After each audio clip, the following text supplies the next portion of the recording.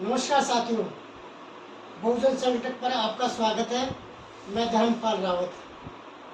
आज हम बहुजन समाज यानी अनुसूचित जाति, अनुसूचित जनजाति, पिछड़ी जाति और धार्मिक अल्पसंख्यक जिनके पूर्वज ब्राह्मणवादी व्यवस्था से परेशान होकर उस समानता, स्वतंत्रता, बंधुत्व की आस लेकर इस्लाम, ईसाईयत और सिखिज्म को अपनाया, वो मूल रूप से बहुजन समाज के ही अंग हैं और उन्हीं के खून के रिश्ते में आई भी है। साथियों, आज हम इनके नेताओं पर चर्चा कर रहे हैं जो अपने समाज की आवाज़ संसद और विधानसभा में नहीं उठाते हैं और उनके साथ में हो रहे अत्याचार, अनाचार से चुप रहते हैं। साथियों, और ये बिक भी जाते हैं। साथियों, ये बहुजन समाज के नेता क्यों बिकते हैं? इनकी अपन पड़ताल करते हैं, इसलिए ये वीडियो थोड़ा लंबा भी हो सकता है। साथियों, बहुजन समाज के नेता के बारे में चर्चा करने से पहले हम स्वतंत्र भारत के पहले का इतिहास खंगालते हैं। साथियों, सबसे पहला उदाहरण मैं राष्ट्रपिता ज्योतिबा फुले को देना चाह रहा हूँ, जिन्होंने भारत में सामाजिक क्रांति की नींव रखी। साथियों, राष्ट्रपिता ज्योतिबा फुले ने अपना आंदोलन 1848 में शुरू किया था और वो उनको लॉर्ड मेकाले की वजह से अंग्रेजी माध्यम के स्कूलों में पढ़ने का मौका मिला। जब राष्ट्रपिता ज्योतिबा फुले ने अपना आंदोलन शुरू किया, तब उन्होंने एक बात पहले ही समझ ली थी कि आंदोलन शुरू करने के लिए मुझे संसाधनों की जरूरत होगी। संसाधनों में सबसे बड़ा संसाधन है अर्थ का। तो उन्होंने पुणे कंस्ट्रक्शन कंपनी की स्थापना की।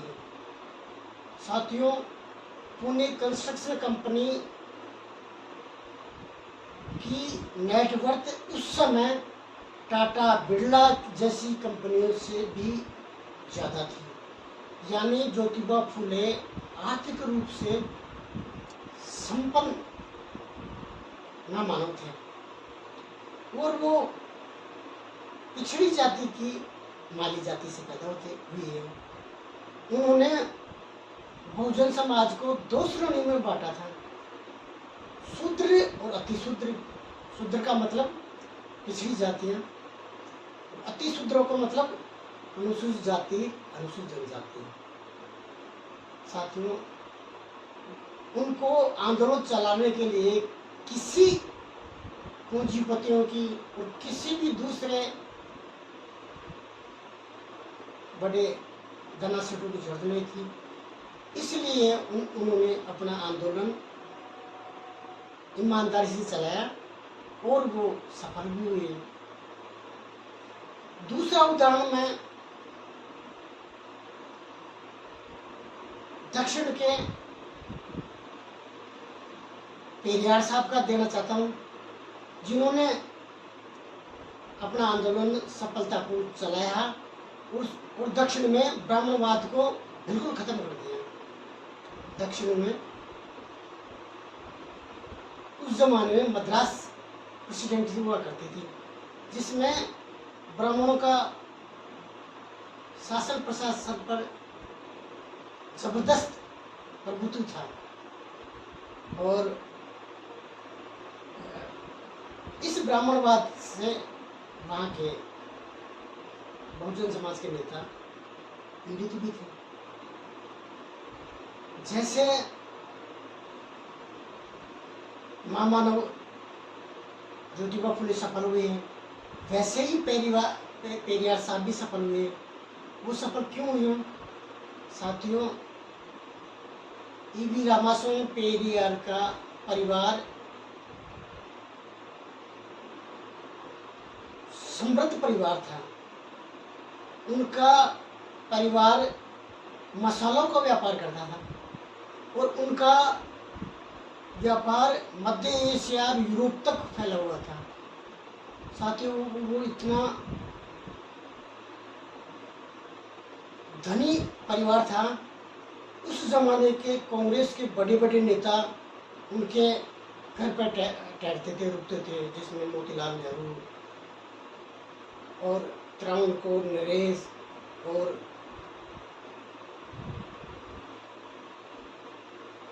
इस जैसे वरिष्ठ नेता वहाँ रुकते थे। और पेरियार साहब भी पिछड़ी जाति की गडरिया जाति से ताल्लुक रखते थे। उन्होंने ब्राह्मणवाद को नजदीक से देखा था और वो इतने मेहनती नेता थे। वो लगभग 365 दिन में 300 दिन सभाएं करते थे और वो ब्राह्मणवाद से इतने चिढ़ते थे और वो अपने समाज को जागरूक करने के लिए उनका तरीका भी अलग था।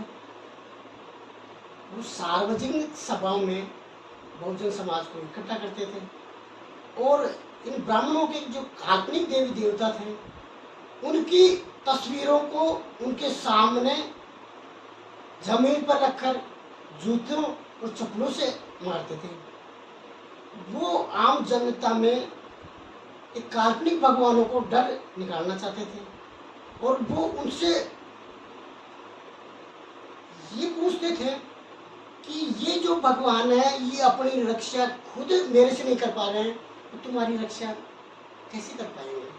यानी ये जो देवी देवता है और ये भगवान है ये ब्राह्मणों के रोजी रोटी के साधन है, ये सब सिर्फ काल्पनिक है, हकीकत में ये कुछ भी नहीं है। साथियों, पेरियार को उस जमाने में दक्षिण का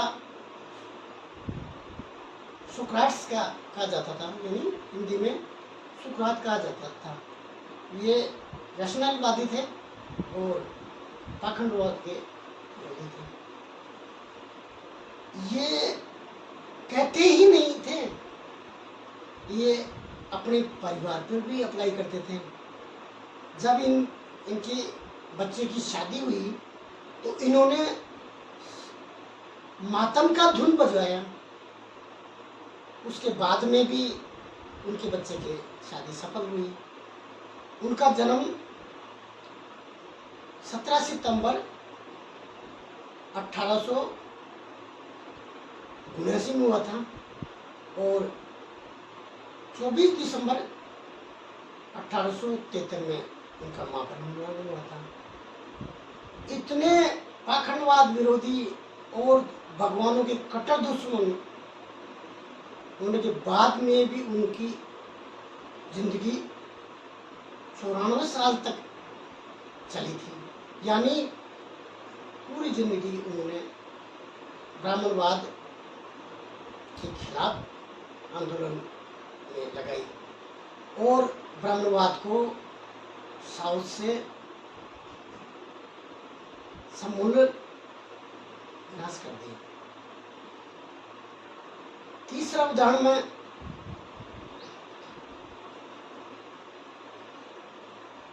किसानों को सबसे बड़ा नेता सर छोटू राम का देना चाह रहा हूँ।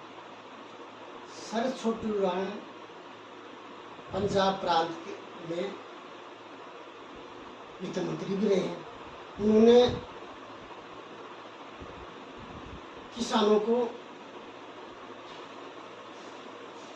आज़ाद करवा दिया और ज़मीनों के मालिक बना दिए। आज पंजाब में और हरियाणा में, पश्चिमी उत्तर प्रदेश में किसानों के पास बहुत आयत में ज़मीन है। और वो सफल क्यों हुई है? साथियों, सर छोटू राम को सपोर्ट करने वाला एक पिछड़ी जाति में जाट जाति के सेठ छाजूराम लामा थे, जिनका व्यापार कलकत्ता में फैला हुआ था और वो उस जमाने के प्रसिद्ध व्यवसायी थे। सर छोटू राम की राजनीतिक आंदोलन और सामाजिक आंदोलन को फंडिंग करने वाले सेठ छाजूराम लामा थे। इनके अलावा मैं आपको उदाहरण डॉक्टर अम्बेडकर का देना चाहता हूँ। डॉक्टर अम्बेडकर का परिवार ब्रिटिश फौज से संबंधित है। उनके पिताजी रामजी सकपाल ब्रिटिश फौज में सूबेदार मेजर के पद पर आसीन थे। उस जमाने में भारतीयों को दी जाने वाली वो सबसे बड़ी पोस्ट हुआ करती थी। डॉक्टर अम्बेडकर की पत्नी रमाबाई का परिवार भी ब्रिटिश फौज से जुड़ा हुआ था। उनके परिवार में भी बड़े बड़े अधिकारी थे, यानी डॉक्टर अम्बेडकर का परिवार भी संपन्न परिवार था। इससे अलावा डॉक्टर अम्बेडकर को सपोर्ट करने के लिए पिछड़ी जाति में कुर्मी जाति के दो राजाओं ने मदद की थी। बड़ौदा के सयाजीराव गायकवाड़ ने उनको अमेरिका पढ़ाया। छत्रपति साहूजी महाराज वो भी कुर्मी जाति से थे, पिछड़ी जाति से। उन्होंने इंग्लैंड में पढ़ाया और उनकी जो सामाजिक मूवमेंट में मदद की। मूकनायक अखबार निकालने में भी मदद की। साथियों, डॉक्टर अम्बेडकर भी सफल हुए और उन्होंने बहुजन समाज को आज़ाद करवा दिया। देश आज़ाद होने के बाद में एक बहुजन समाज के नेता और भी हुआ है जो ईमानदार हुआ। उनका नाम है मान्यवर कांशीराम। मान्यवर कांशीराम साहब ने 1884 में राजनीतिक पार्टी बनाई, जिसका नाम है बहुजन समाज पार्टी। राजनीतिक पार्टी बनाने से पहले उन्होंने बहुत रिसर्च किया और उन रिसर्च में उन्होंने ये पाया, जिस समाज की सामाजिक जड़ें मजबूत नहीं होती है उनकी राजनीतिक भी सफल नहीं होती है। और राजनीति और सामाजिक संगठन चलाने के लिए पैसे की जरूरत होती है। तो उन्होंने देखा कि बहुजन समाज के पास कोई बड़े पूंजीपति नहीं है, संगठन चलाने के पैसे की जरूरत होती है। तो उन्होंने राजनीतिक पार्टी बनाने से पहले 78 में वामसेप जैसा संगठन बनाया। वामसेप की घोषणा तो 78 में हो गई थी, लेकिन वो उससे पहले ही लगभग 70 से ही उनको बनाने का काम शुरू हो गया था। कम से कम 8 साल बहुजन समाज के कर्मचारी और अधिकारी को जोड़ने का काम किया वामसेप के माध्यम से। वामसेप ने बहुजन समाज पार्टी के लिए 3 काम किए। 3 वामसेप के पास 3 चीज थी। क्या थी? टाइम भी था, टैलेंट भी था और ट्रेजर भी था, यानी दिमाग भी था और समय भी था। नौकरी में 8 घंटे की नौकरी होती है, 24 घंटों में 16 घंटे उनके पास एक्स्ट्रा बचते हैं। पढ़े लिखे होते ही हैं, ऐसे होते ही हैं और दिमाग तो है ही, जब भी सरकारी नौकरी में। बामसेब ने के फंड से, बामसेब की मदद से बहुजन समाज पार्टी देश की तीसरे नंबर की पार्टी बन गई और काशीराम साहब ने बसपा को सफल किया। लगभग बहुजन समाज 85% से 90% के बीच में है और वो सिर्फ 10% ही समाज को जोड़ पाए थे, तो तीसरे नंबर की पार्टी बन गई। यदि वो 30% जोड़ जाते तो बहुजन समाज देश का उपनाम समाज बन जाता, लेकिन उससे पहले ही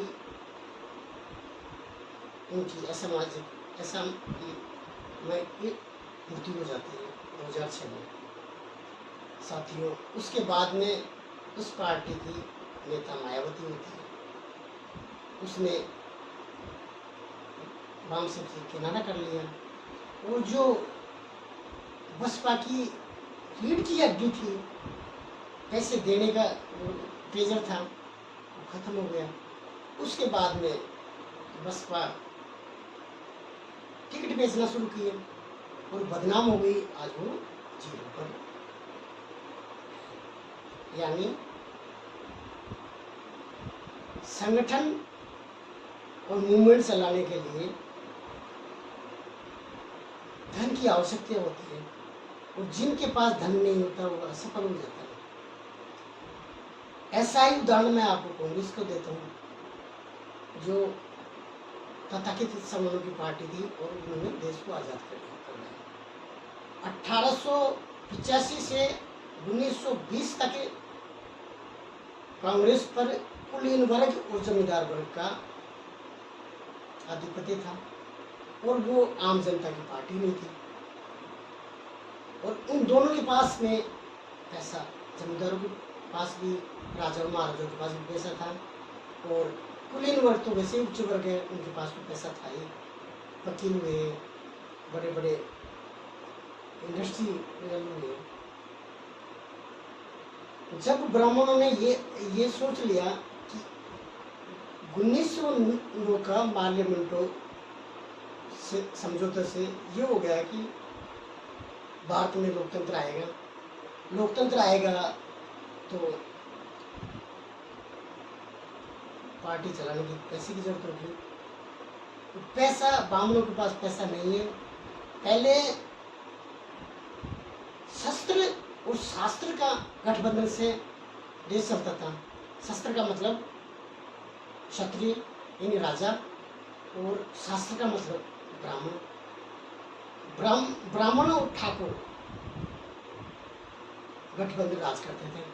लेकिन लोकतंत्र में अब ताकत की कोई वैल्यू नहीं, धन की वैल्यू होगा कि पार्टी चलेगी। तो उसके बाद में ब्राह्मणों ने क्या सोचा कि अब धन की जरूरत है तो कांग्रेस का नेतृत्व एक बड़ियों को देना पड़ेगा।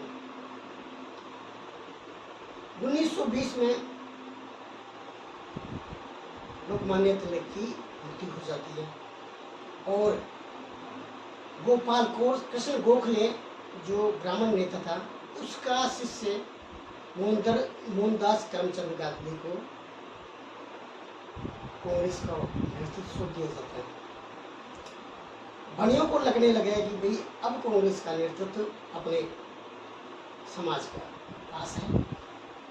तो बिरला, घनश्याम दास बिरला, जमनालाल बजाज, बिरला घराना, बजाज घराना, टाटा घराना और नलिनी सरकार बंगाल के और हीराचंद बालचंद बंगाल के और बम्बई के पुरुषोत्तम दास, जितने और अहमदाबाद और गुजरात के बड़े बड़े मिल मालिक ने कांग्रेस की जबरदस्त फंडिंग की और वो सफल भी हुए। साथियों, अब इनसे आपको ये तो प्रतीत हो ही गया कि कोई भी राजनीतिक पार्टी चलाने के लिए धन की जरूरत होती है। जिनके पास धन होता है वो सफल हो जाते हैं। और हमारे बहुजन समाज के नेता के पास धन नहीं होता, इसलिए असफल होते हैं। दूसरा, सवर्ण समाज के सबसे सफल लोग राजनीति में आते हैं, जैसे कपिल सिब्बल बहुत बड़े वकील हैं और वो हार्वर्ड यूनिवर्सिटी में पढ़े हुए हैं। सुब्रमण्यम स्वामी हार्वर्ड यूनिवर्सिटी के प्रोफेसर रहे हुए हैं। अरुण जेटली, इन बेहद सफल लोग राजनीति में जाते हैं और बड़े बड़े धनवान राजनीति में जाते हैं। और बहुजन समाज का जो क्रीम होता है वो सरकारी अधिकारी बनता है या कर्मचारी बनता है, यानी जो समाज का वो क्रीम राजनीति में नहीं जाता, सेवाओं में जाता है। और बहुजन समाज का जो सबसे निकृष्ट लोग हैं वो राजनीति में जाते हैं, उनके पास आर्थिक स्रोत नहीं होते और वो चमचे बन जाते हैं। कांग्रेस बीजेपी में जो भी सीट से जीतकर जो नेता, मंत्री, विधायक, एमपी बनते हैं, वो सिर्फ दलाली का काम करते हैं। वो अपना काम करवा सकते हैं, अपने रिश्तेदारों का काम करवा सकते हैं, समाज के लिए कभी नहीं बोलते हैं। और इतिहास है, आज तक कभी ये नेता मुंह भी नहीं खोलते ऐसा। और बहुजन समाज के सबसे निकृष्ट आदमी मंत्री बनते हैं, जो समाज का सबसे बड़ा दगाबाज हो, उनका तथाकथित सवर्णों का चमचा हो। इसके लिए मानवर काशीराम ने एक किताब लिखी थी, चमचा युग। इसके लिए अधिक जानकारी के लिए आपको मानवर काशीराम साहब की किताब चमचा युग पढ़नी चाहिए। इस वजह से बहुजन समाज की बात ना तो ये नेता संसद में उठाते हैं और न विधानसभा के में उठाते हैं। इस वजह से बहुजन समाज के अधिकारों का हनन होता है और ये गुलामी करते हैं। अब आते हैं इनका समाज को क्या करना चाहिए कि हमें सच्चा नेतृत्व मिले। साथियों, बहुजन समाज की आबादी देश में 85 से 90% है और लोकतंत्र में बहुमत का शासन होता है और बहुमत बहुजन समाज के पास में है। बिना पैसे बहुजन समाज देश का हुक्मरान समाज बन सकता है, पैसे की कोई जरूरत नहीं है। साथियों, इसके लिए बहुजन समाज को छोटे छोटे काम करने होंगे। साथियों,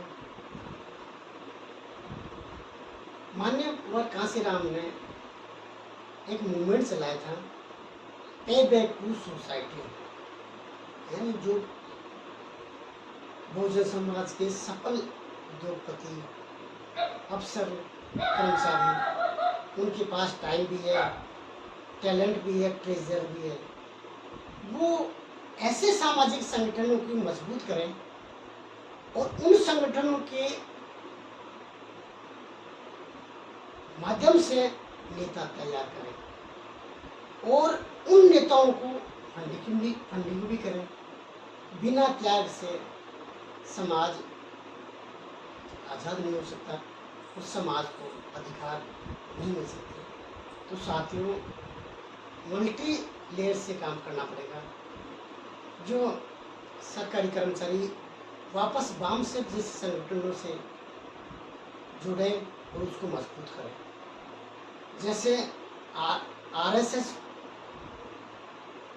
भाजपा को चलाती है, वैसे ही बहुजन समाज के जो सबसे सफल संगठनों को, राजनीतिक पार्टियों को चलाना होगा और कंट्रोल समाज के पास होना चाहिए।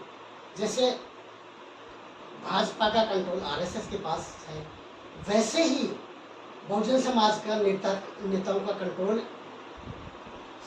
बहुजन समाज के सामाजिक संगठन वाम से जैसे संगठनों के माध्यम से होना चाहिए कि वो फेडराइज भी हैं और वो संगठन भी चलाने का उनके पास तजुर्बा है। और इससे अलावा हमारे जो महापुरुष हैं, ज्योतिबा फुले, डॉक्टर अम्बेडकर, पेरियार रामास्वामी नायकर, छत्रपति साहूजी महाराज, नारायण गुरु, शहीद जगदेव बाबू, रामस्वरूप वर्मा,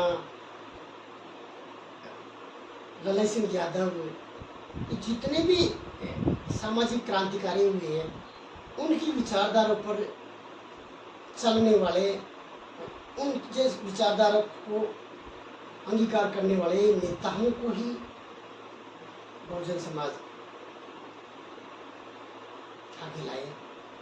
साथियों, ये बहुत मुश्किल भी नहीं है, क्योंकि यदि बहुजन समाज की लगभग 30% भी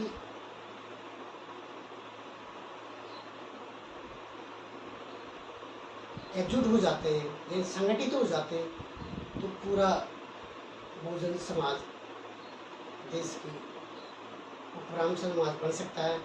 और जो आज ये ब्राह्मणवादी सामाजिक व्यवस्था चल रही है, ये बिल्कुल खत्म हो सकती है। इसके लिए एक और काम भी करना पड़ेगा। जो बहुजन मीडिया है ना, हम जैसे बहुजन मीडिया जो समाज की बात करते हैं, उनको भी मजबूत करना होगा। मैं ये नहीं कह रहा हूँ मैं अकेला हूँ, हमारे जैसे लाइक माइंडेड जितने भी मीडिया है, मीडिया बिना तो समाज आगे बढ़ ही नहीं सकता है।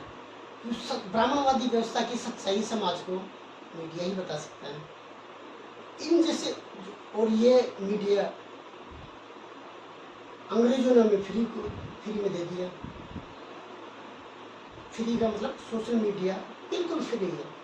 उसके लिए बहुजन समाज को एक पैसा नहीं खर्च करना पड़ेगा, वीडियो को लाइक, शेयर और सब्सक्राइब करना पड़ेगा। उनमें एक पैसा नहीं लगेगा, एक पैसा नहीं लगेगा, तो बिना पैसे भी हमारे मूवमेंट सफल हो सकता है। साथियों, बहुजन समाज को अब उतनी भी दिक्कत नहीं है जितनी दिक्कत हमारे महापुरुषों ने संघर्ष किया। उस जमाने में तो समाज शिक्षित ही नहीं था, उसके बाद में भी लेकिन हमारे जो महापुरुष थे बहुत ही मेहनती थे। आज तो सोशल मीडिया का ज़माना है और अखबारों को, जो ब्राह्मणवादी जो मीडिया है, इसको सपोर्ट नहीं करना है, न इनके चैनलों को देखना है, न इनके अखबार को पढ़ना है। यदि आपको न्यूज़ भी देखनी है तो बीबीसी देखो, अंग्रेजी के इंटरनेशनल अखबार देखो, जो फ्री में मिल जाएंगे, पैसे नहीं करना पड़ेगा। और सामाजिक मूवमेंट को मजबूत करना पड़ेगा। साथियों, ये वीडियो इतना ही।